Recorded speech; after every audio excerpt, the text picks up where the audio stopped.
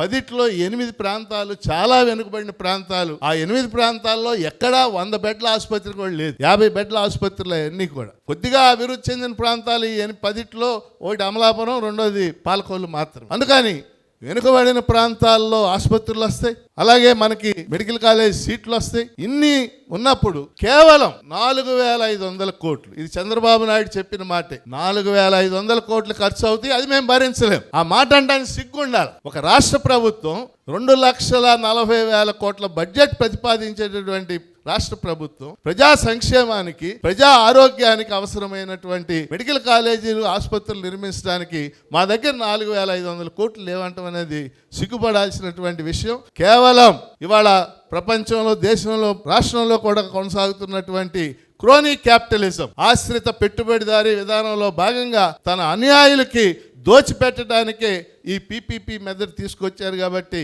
దీన్ని మేము సంపూర్ణంగా వ్యతిరేకిస్తున్నాం.